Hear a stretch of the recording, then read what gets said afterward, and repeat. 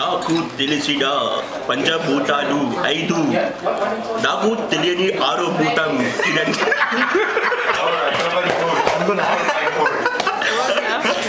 వాడు మనకి కనిపించడు కానీ అన్నిట్లో అంతర్లీనంగా ఉంటాడు. వాటినే మనం భూతం అంటాము. ఈ భూతాన్ని ఎక్కడ భరించలేక నిర్ణయం తీసుకున్నా. కానీ నేను అక్కడి నుంచి కూడా పెట్టిస్తాను. భూతం ఎక్కడికి వెళ్ళినా భూతమే అని ఆయన నిరూపించాడు. అక్కడికి వెళ్ళి కూడా మనల్ని పీడిస్తాడని తను సెలవు ఇచ్చాడు. మనం సెలవు తీసుకోవడం మంచిది.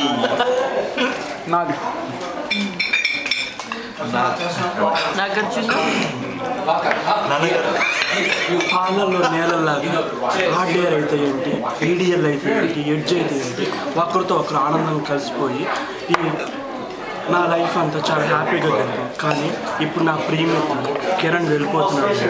నాకు చాలా బాధగా ఉంది. కానీ శ్రీకాంత్ కూడా చాలా బాధగా ఉంది. నాకేం లేదు, నేను కూడా వాడు వీరందరూ వెళ్ళిపోతే నాకెందుకు బాధగా ఉందంటే మా పని అంతా నాకే వస్తుంది.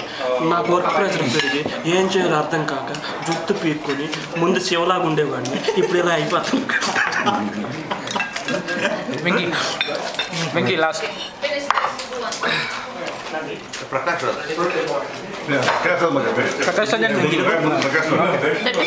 ఒకసారి